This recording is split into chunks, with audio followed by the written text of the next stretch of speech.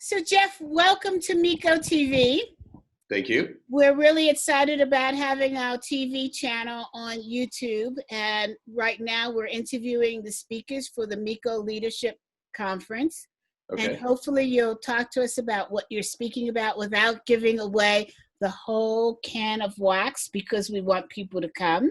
Okay. But I'd love to know a little bit about you and why you decided to speak at this prestigious conference, and just a little bit about what you're speaking about to entice people, and tell us what you do. And I'm so excited. First, why don't we start with your name, your company, and what you're doing now? Sure. So there's always lots of things I think all of us are doing these days. So it's Jeff Smith.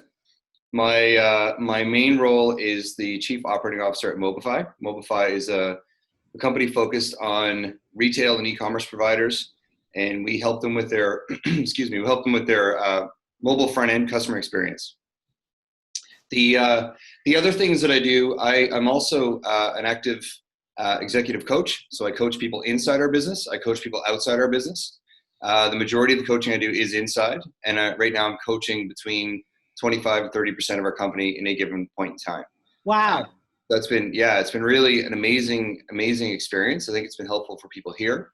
And I know for me, it's drawn me deeper to the people I work with than I've certainly ever experienced before. It's been great to have the executive coaching background to actually do that. So I'm drawn to Miko. Wait, I have an important question. Yes. How do you get people to trust you as a coach when you're actually the COO? Well, I guess that must be one of my superpowers. I think the big thing, it's really important. Confidentiality is super important, and I start every coaching session with that, even the ones where I've been coaching people multiple times. So I think it's a combination of them having that trust initially, and then me using that, effectively and respectfully. So I think that's the biggest thing, is creating that space for them as a coach, but then also, going through my day job. And there's different types of confidentiality. So part of it is just the trust that they would have. And the other things are actually when you're the COO, but you actually know some things through coaching, but you can't use them as a COO. That's often tricky as well. So that's a little bit of what I will talk about. I mean, I have more than enough content, I think. I won't give it all away right now. But that's some of those situations. That's exactly some of the things I'll be talking about at the Miko conference. Mm-hmm. Okay, so tell us more. Okay, so the other thing, I guess, for me is if you look at the role of an executive coach and then you look at the role of a leader, I think what's happening right now, at least my experience as a leader, with a couple of decades experience across technology and across different heavy industries, I think those roles more and more are blending. I think that there's the best of both that I think each can bring. So what really draws me to Miko is the fact that there's a full respect for that degree of executive presence, not just an experience, not just the fact that you got a coaching designation. And I think the flip side is true as well. I think that a lot of leaders can use a lot of the benefits of a good coaching conversation every day. So things like presence, asking more questions, not making assumptions, some of those basic things we have to do as coaches. I think all leaders can do that a little more. Yes. My experience. Yeah, for sure. So in terms of the other things that I'm up to, I also I do a lot of speaking work. One of the things I talk about is the fact that throughout my career, and I think for a lot of leaders, I like to see supporting lines rather than reporting lines, and I think that's a really sort of core element of my leadership, and it's something that I've been speaking a bit about lately as well. And what I mean by that is that your role as a leader is really to support the team. To try to find ways to get people to work together more effectively. And so those are versions of supporting lines. So really, instead of the reporting line org structure that people normally see, the supporting line to me is really a lot more functional and arguably a lot more the way that companies get their work done than the silos that are in the traditional org chart that we often experience and see. Would you say that your organization is typical of the new organizations that we're seeing now that use a lot of disruptive behavior? I think so. I think my job is to sort of make sure that we are using disruptive behavior in ways that create innovation, create a culture that people want to work in.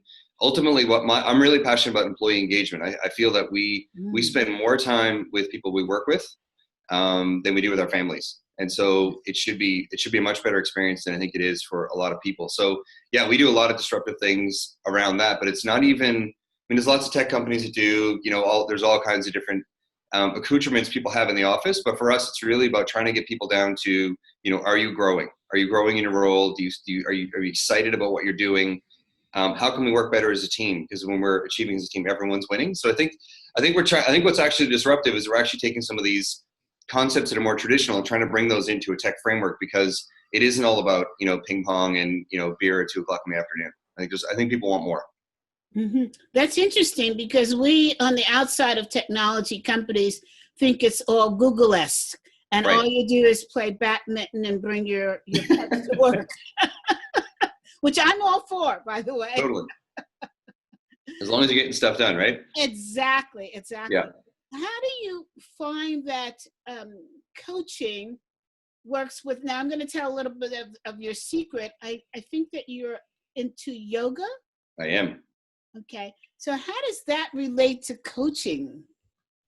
Well, I think in some ways it's changed. It's been a big part of changing who I am and how I operate. And I think that's created much more fertile conditions for me to be a coach than I would have had, say, 5 years ago. So I've been doing yoga for quite a while.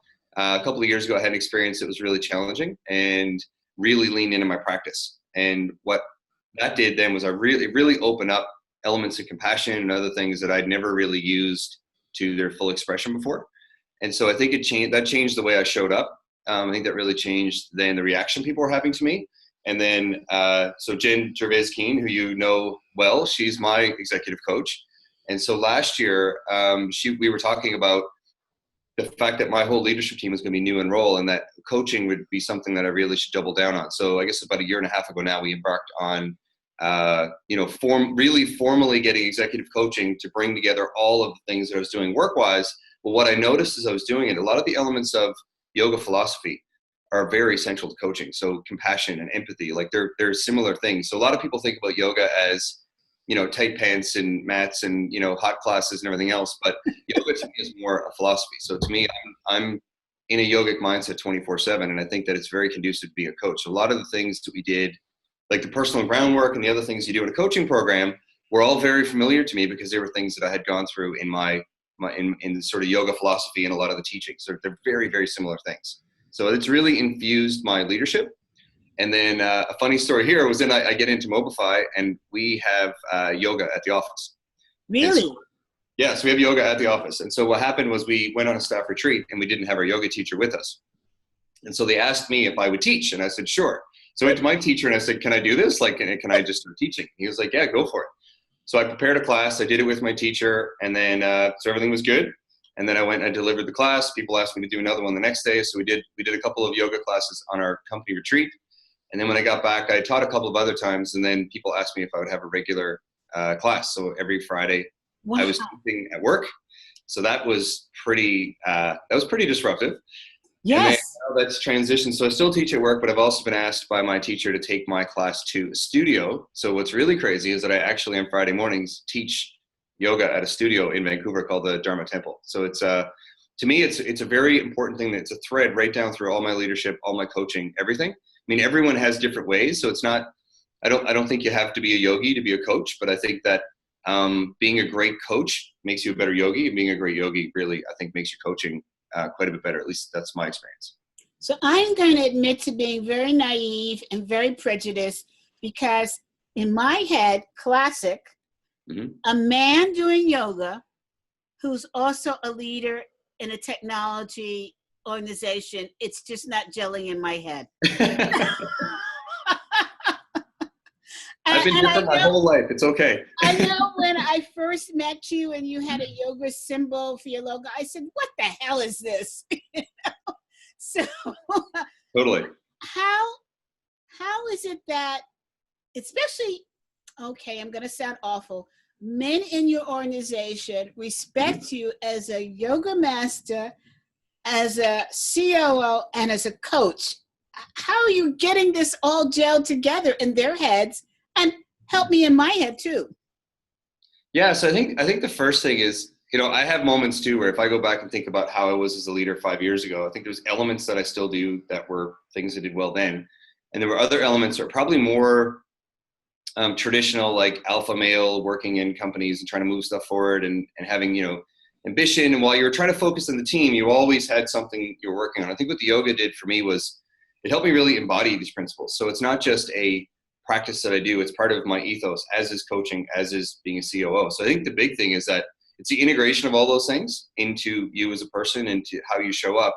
And I think that they're so different that when people see the consistency across each of them, I think that also really helps. So, ultimately all three of those, an effective leader, an effective coach, and an effective yoga teacher, they are all people that are of service. So it really starts there. And so that's the fundamental essence of my practice. And I think that when, I have, some of the men here, they come to my yoga class, and we have the yoga class that my teacher actually teaches here at Mobify on Mondays. Often it's all men in the class. So it's really interesting. Yeah. So we actually call it Broga because it's all dudes. So not all of them are like that. I mean, we obviously have a lot of women in the office who do yoga as well. And there's, depending on when the class is, if it's early morning, midday, after work, that sort of thing, you can get a different level of participation. Mm-hmm. And even when I teach at the public studio, I've had classes that are all men, and I've had people from work that have gone to that class. I've had people that used to work at Mobify that have gone to that class. I've had classes where it's, all women. It really varies. So I think there's a lot of different people that are practicing yoga. To come back to the question on how people respect it, I think when you have all the experience and you have some of these teachings just kind of coming through you, when you spend a lot of time being immersed in it, you have a lot of wisdom. And at least that's the feedback I get. So people tell me I have wisdom. You don't always, you wonder yourself sometimes. But I do, I have to be honest, I do catch these moments where, I'll be saying something, or I'll be teaching yoga at work or something, and it's a little bit of an out-of-body experience. You're like, how did we get here? But it all makes sense. And I think that's because it all makes sense to me, and because I'm able to embody that consistently, I think that's why it makes sense to other people as well. And then when the way you show up, if you show up in service of others in all of those roles, then you get a fantastic response. So it all makes sense, even though it's all different. So how do I get from men seeing them in a boxing ring to sitting on a mat and saying kumbaya? How do you get past, if you have a tough decision to make, you're used to thinking of men as duking it out. Right. Whereas women are seen more as having a conversation about it, right? Mm-hmm. So all of a sudden now you have a man that's having a conversation about an issue. How does that all play out? Right. So I think one of the big things is we all have a polarity. So we all have a male and female portion to us. Mm-hmm. And I think what yoga does is it gets people in touch with both. And so I think that's where you start to uncover different things. So an example that I would give is that I actually noticed the shift in my level of empathy when I started having children. So when we have 3 kids now, and we first had kids, there was definitely a shift. And I feel like a similar shift happened when I really deepened my practice. And meditation in particular, I do different types of meditation, but the one for me that, and this will fit right into your stereotype of the male executive. I know I'm going to get a lot of flack from this. It's all good. So one of the meditations I really like is a metta meditation. It's often also known as a loving kindness meditation. So one of the things that I can walk you through is how that can help you in a really difficult negotiation. Okay, go for it. So we had a financing we were doing about a year and a half ago, and as part of that, we had a couple of points that were a little contentious. And so one of the meetings that we had, before the meeting, I knew it was going to be a contentious meeting. And so loving kindness or metta meditation, what you do is you actually focus on self-compassion, and then you work out toward compassion for others. And you start with people that you really care for, and you work towards people that are creating some frustration for you. And so what I did is I actually did one of these meditations, and I pictured the people that we were going to go have this ridiculous negotiation with. And it actually really helped. It actually helped me be calmer in the negotiation. I think we got a better outcome, because in that situation, to your point, there's the duking it out boxing ring equivalent of the business deal. But when we're sitting down to hammer out the deal, it's like, these guys they're husbands and they're fathers, and they do all the same stuff that I do on the weekend. So when I meditated on it, I could picture those people doing things that weren't just being difficult with the terms of a contract. That really unlocked something for me. Like, I found the whole experience to be totally different. It became much less personal. I was much less frustrated.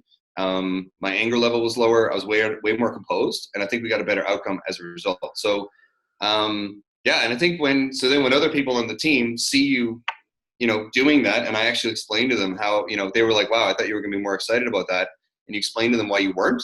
It kind of blows their mind. And then their next question is, okay, so what was the meditation called again that you did? So you're like a Jedi master. I don't know. Sure. Your words, not mine. I think a true Jedi master would never say that they were. I think there's always less to learn. But well, I'm picturing in the middle of a heated finance argument, Yoda. Yeah, it's super helpful. Like it's and that's really transformational for me because 5 years ago I would never have had that gear. That's a new skill, and it's really profound. Because you're connecting with people on a human level. I think that's a similar thread that's through all of these things. Is you're connecting with people not based on their job or whatever meeting you're going to have. You're connecting with people. So the opposing side, I hate to even say opposing now because it sounds like friends. Were they caught off guard? Did they ask you what was happening? I think it was a style of meeting where I knew it would be like we've all had those meetings where the other person's tactic is to get you excited, to get you off your game. Yes. So they kept trying and it didn't work. And I think they thought from a previous meeting that I might get more agitated than I did. Mm-hmm. I just really wanted to make sure I stayed composed and we stayed focused on what we were talking about and got to the right outcome. And I didn't want to get drawn into what I believe they were trying to do. I don't know what they were trying to do, but that's what it felt like. The drama. Right. So I was able to kind of stay above that. And I think it actually helped them as well. I think it actually helped them also stay calmer too. So that's why, it's cooler heads prevail, right? So I think that my meditation actually helped all of us stay a bit more chill and get the deal done. Would you recommend this for coaches? Because I tell you, these days we are dealing with some very challenging coaching assignments. Yes. I would. And I think that it's, contemplative practice, there's so many types. Some people, they find when they run, they get the same sort of thing. Because when they're running, they're just focused on running. For me, it's meditation. It's yoga. So really it's being in tune with your physiology. So for me, I carry tension in very specific places. And I find that coaching gives me a lot of energy. But sometimes if it's a really difficult, challenging session, or if it's a session where I feel like I could have done more and I just didn't quite get it, those sorts of things, like I can walk away with a bit of energy. So it's either I've taken a bit of the person's energy, or it's something where I just wish I had maybe done something a little different, and I could have taken it down a different path, or maybe if I asked that question. So sometimes maybe some second guessing. I find that I'll carry that. So this is really good for me to kind of work that through, and then I find that my coaching is way better if I'm doing my practice regularly. So I try to do daily practice. And I find that really, like I start my day with the practice and then I go into my day in a service mindset. And I think that in all three of those roles, that really helps me. And you're just more receptive. So I think for me, in all those roles as well, being receptive to people and how they're feeling is super important. And so yeah, I'd recommend it to coaches and leaders. I think there's a lot of studies being shown now around what meditation can do, for example. And whatever you do to get into that meditative state, whatever type of meditation you practice, there are benefits, but there are also very specific benefits. So metta meditation, while that would be good for cultivating compassion, there's other things in mindfulness or what's called vipassana, where you're just paying attention. That actually is just good. It really helps with your listening skills and just really being aware of cues. And so, yeah, I think if I was to talk to a coach about this, I've had the conversation with leaders. I think there's a lot of elements of contemplative practice that are very beneficial for coaching traits and techniques and things that you do. And I think that the two, they just go hand in hand to me. Like a really effective coach is probably a yogi, even if they don't practice it, they're already in that yogic mindset. Well, I think there's two areas that I'm thinking of specifically. One is an area that we all deal with and prefer not to, and that's the issue of transference. Mm-hmm. That happens during, any service kind of profession, right? Yes. That we need to be careful of this. And so I wonder if yoga could help with that particular area. And the other area I'm thinking about is something that's coming here from abroad, which is coaching supervision. Right. And as I'm learning, I was totally against it, by the way, typical American, right? In the sense that, oh no, we don't want that. That's for psychologists and we don't want to be ruled by it. But I'm starting to understand that coaching supervision is really what we accept as peer-to-peer coaching. Right. And not everybody is fortunate to be a member of the Association of Corporate Executive Coaches because, number one, it's very difficult to get in. Two, you have to be at a master level coach already. So there are not a lot of coaches out there that have somebody that they can turn to for peer-to-peer dialogue. Right. So how do you see, and the other thing that I'm learning is coaching supervision. The word supervision is really sort of a misnomer because I have always thought of it in terms of a blue collar position where somebody is watching over your shoulders and directing you. Right. So, as I'm finding out more Exactly. about it, it's not that. It's really about having a peer that can say to you, take a look at how you're coaching, what you're coaching, what's coming up for you, and what's coming up for the coachee. That's right. Yeah. So I think, those are two areas where I think yoga definitely would help with the transference. Like I use it for that. So I find two things challenging that yoga helps with. So the first one is just that if someone's going through something super difficult and you have the conversation and there's a lot of emotion, it's just, as a caring human being, it's really hard to not have a connection with that, right? It resonates with us. Yes. The key is to figure out how to not get to the point where then you start to pick it up, right? So it's more, how do you help them get through it first? So the challenge there is, how do you work that energy through? And so I think for me, the yoga definitely helps with that. And also I've meditated to reflect on the fact that while I care about this person, I really want them to kind of get through the situation. It's their journey. They need to get through it. Yes. And I can't fix the entire world one coaching session at a time, but I can let one person explore something new. And sometimes it's even like, you have one of those questions where you really, you can create the emotion. You didn't do it intentionally, but you've asked a question that really gets at the heart of the matter. And then there's a release of emotion. So those are difficult as well. Yeah. Trigger.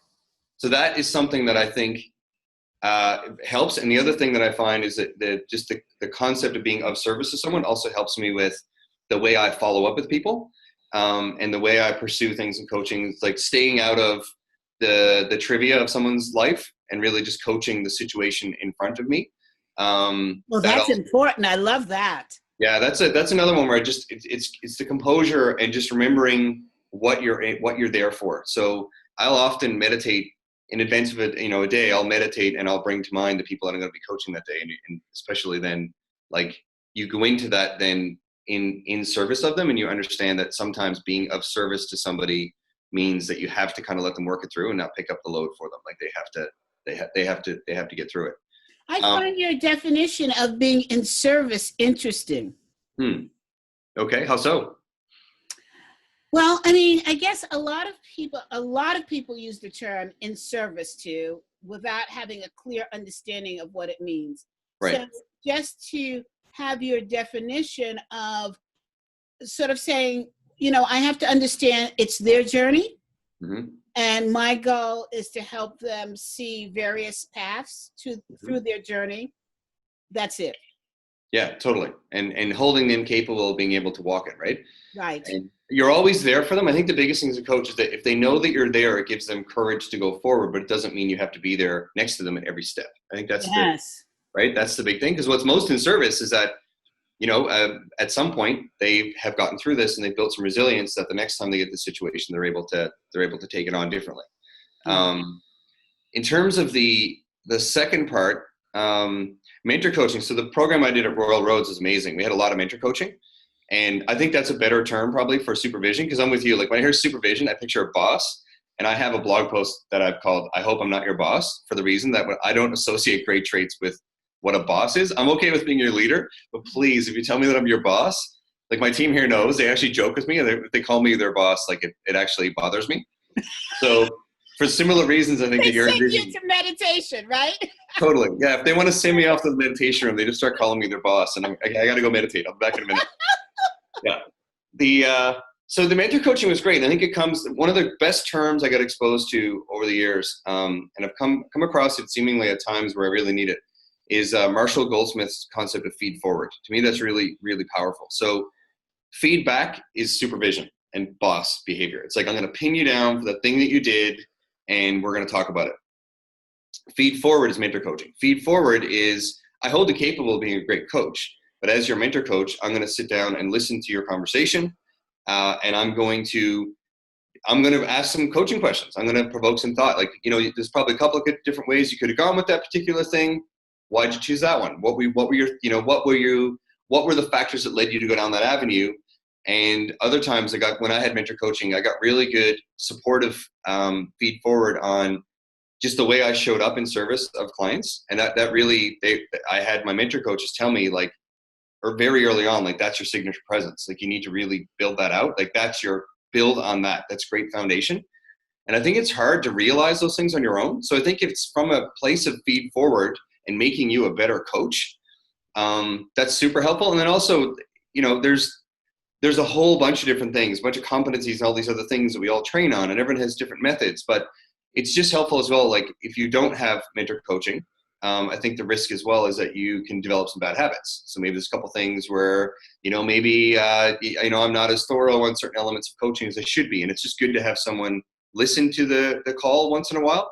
And so I try to do it once a quarter, and I have someone listen to one of my conversations, and then they'll give me some feed forward on, okay, this worked really well. This area here, I was interested in what led you down that path. And so we talk about my experience of coaching and the decisions that I made in the conversation, all of you are trying to make me a better coach. It's interesting because I think, you're from, it's weird to say Canada is a different country, but it actually is. We're going to have a NICO conference in Canada next year, and I have a dog, and I thought, okay, no problem. Then all of a sudden I realized we're crossing the border. I have to get different paperwork. Wait, how's going to Canada crossing the border? So my mind had to do all of this thinking, right? Right. I recently read an article that defines the difference between mentor coaching and coaching supervision. And we're getting so finite here in the States, and I'm not hearing that it's happening in Canada. Here in the United States, one of the big organizations out there is defining mentor coaching as something that's done through this person who watches videos of what you've done and gives feedback. Right. Whereas coaching supervision is more of a colleague discussion that looks at your inner mind and the mind of your coachee. How do you feel about those two different definitions? So I don't think, it's interesting. I remember when I started doing mentor coaching, I had one mentor coach that really preferred strongly to just be on the phone, didn't want to do video. So they're on the call, the person that I'm coaching agrees to it. They know they're there. They know they're following all the same rules around confidentiality, ethical standards. Everybody that I did that with was they like all. I didn't have any coachees that said, no, I don't want to do that. And they all actually, they actually knew that they were helping me be a better coach. So they were actually supportive of it. I thought it was really interesting that she didn't want to use video, but she said that helped her focus, and I think also helped her kind of be in the background more than being right there on the screen. It worked really well. So I think for me, the most effective mentor coaching would actually be to have someone in the conversation, because I think that does a couple of things. One is if it's video recorded and they look at it after, that could still work, I think, but I'd rather have the person there because I feel that. So it's actually like I'm coaching under, it's not necessarily pressure, but there's something there. So you're coaching, someone's listening. And so, it helps you focus, but you also want to stay loose and you want to coach the way you do. I found those really helpful. I think we had like half a dozen, and then I've done some others since. And every one of those, I got something really important. I think that's consistent with the U.S. It's either by phone or it's somebody listening in and giving you, or watching and giving you feedback. Right. Yeah. Just if we had a chat about coaching, we could do that as peers.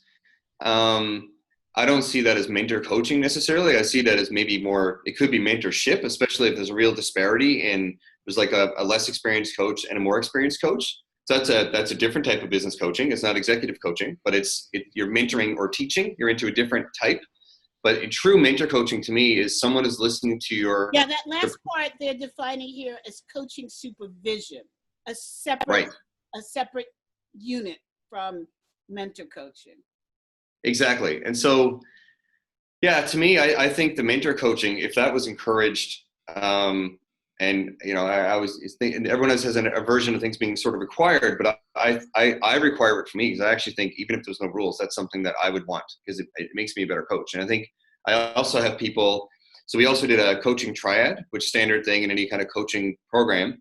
We're still doing it. So my program ended a long time ago, and there's the three of us are in the triad. We still do it on a monthly basis, and that's been really helpful too, because in some of that, we're getting coaching from each other, but we're also getting a little bit of mentor coaching there as well, because there are some things as part of a proper triad debrief where you're getting some feedback on your coaching. And, most of that is from a place of support, but then there's also a couple things too, where it's like, my observation of several of your sessions, especially over time, is that you have a tendency to do this. What do you think, what do you think that is? Why do you think you're kind of going down that road? So I find it really helpful. Mm-hmm. Mm-hmm. But it's got to be feed forward. I don't want anyone kind of pinning down and saying, I violated, capability or whatever, 3-2I, like Competency. Yeah. Mm-hmm. That to me, just, I don't know, that doesn't do it for me. The competencies are important, but I don't need someone to police my coaching. I think we need to one of the fundamental things is holding people capable, and we should start with coaches. So it sounds like even though it's called mentor coaching, you're more in the camp of coaching supervision. Or I don't like the term, but I think I'm open to it from a professional development standpoint. Yes. It seemed like requiring that is a good idea in some ways, but how you enforce that and stuff, I don't know. You just get into a whole other level of administration. I think once you reach a certain level in coaching, if you're a master coach, I think having somebody saying to you, no, you did this wrong, is not necessarily beneficial. I agree. But having somebody say to you, have you looked at this methodology versus the other methodology? Now that's something that sounds more respectful. Right, exactly. Or also, I think there's good cross-pollination, right? Like if I watched one of your coaching sessions and you watch one of mine, we also may have something to offer. It could be a tool, yes, it could be a thought, it could be an idea, right? Yes. I read this book. Like I think there's things that would make I think mentor coaching done the way we're describing it would probably be it'd be beneficial for the whole coaching profession, actually. Yeah, I totally agree. So the coaching that you're doing inside the organization, are you the only coach? So I'm the only full-time, like the only sort of credentialed coach that's full-time employee. So Jen does some work with some of the other executives as well, Jen Gervais-Keen. And we have some people in-house. So one of the things I've done internally is I've actually done some sessions trying to expose coaching, sort of the competencies and some of the approaches and some of the mindsets to our entire staff. So we've done multiple sessions with that, where we've walked people through what coaching is, what it isn't, and then had people do triads. And the goal there was really to get people into a mindset of coaching and how you show up in a coaching conversation, and also encourage people to go try it in their one-on-one. So go try it and see how it goes. And if you get stuck or whatever, come find me. Like we'll talk about it. But I think a coaching conversation is actually what a good one-on-one conversation is supposed to be, rather than a dump off of a whole bunch of tactical stuff. A true coaching conversation and a one-on-one should be very similar. And so that's been quite successful for a lot of people here. They've really found a new gear in their leadership because of that. So in terms of what I do, I coach pretty much director and up, with the exception of some of my executive peers. I think we have coaching conversations, but I'm not coaching them formally per se. I used to have office hours, and people would come to the office hours, and then we would just talk about like stuff. A lot of them ended up in coaching conversations. So what I do now is I actually have, there's 2 30-minute coaching sessions that are available, and people book in advance, and they're usually in demand, and that could be anybody in the company. So I really enjoy those, because you're talking to people from the top, in terms of seniority, all the way down to people that are just out of school. So I find those sessions they're really powerful. Mm-hmm. I know that this conversation took us down a path that you weren't expecting. All good. I do have one final question that Sure. I think is a challenge for all organizations that use external coaches as Mhm. well as internal coaches. How do you keep the coaches so that they're sort of on the same professional level? In other words, you might have one coach that believes in one methodology, another coach that uses another methodology, using different assessment tools. How do you keep them aware of what's going on, understand the benefits of their tools, understand the value that each coach is bringing? And how do you keep the coaches informed in terms of what the company needs, especially if it's a difference between an internal and an external coach? Because the internal coach is going to have access to more internal politics data than somebody on the outside. And I know I just threw a whole bunch of questions at you, but go for it. No, there's a lot in there, but that's okay. I'm good. I'm good with it. So I think there's two big things that stand out for me. One is the internal versus external and how you balance that. Definitely a dance, and I think you have to let things ebb and flow. So I think sometimes certain executives are more open to coaching, and sometimes I've had experiences where people think like, okay, I've done a bunch of sessions now, I think I'm done. Okay, so you have to kind of give them space, but then gently go back and encourage them as an inside coach. Even if it's not me, I do think actually this is beneficial. And coaching doesn't have to be like something you do when the wheels fall off the bus. Like it's something you can do. Like I do coaching every month. It's set with Jen, and we do it month in, month out, like all the time. And if I need an extra session, it's like, hey, Jen, can we talk? Because I do have something that kind of came up today. So I think the first step is just making sure that whether it's internal or external, I do think that every coach has their own style, but there should definitely be an alignment. There needs to be a mindset alignment of how you're going to do that. I think when it gets into tools and things, what you got to be careful is that you can create confusion. So I do think it's important that there is a common language. So if one coach has got a completely different way of talking about something than another coach, that's going to confuse people when they're in meetings together, because it's going to be really hard for them to do work, especially if you go the full extent and you get into, so this, like the supporting line stuff I do, I have a very specific way that I do things around planning and how you take the plan and then get into execution with a team that is cross-functional. So there is no formal structure. So it's how do you put just enough formal structure, mutual understanding, and commitment around that so the team can be successful, so that you don't just have people kind of spinning around. But if I have that method and then another coach has another method, then that's just going to be really crazy. Yeah. So I think that, it's less about which method's right, but that the group, the coaches as well as the executives settle on what the method's going to be. Otherwise, that's going to be just total chaos. Mm-hmm. And then I think it's just give people some freedom. So while you want to have common methods, I think it's okay that coaches are different. I mean, I think what I would try to do. So I go back to some pro bono work I did with a group of coaches, and we try to align the coaches with the people on the sort of client side in a way where there's going to be really good personality fits, really good style matches as well, energy matches. So if someone's really intense and someone's really calm and quiet, depending on what the coaching conversation is, that could work, but it might not as well. So it's good to be mindful of those pairings.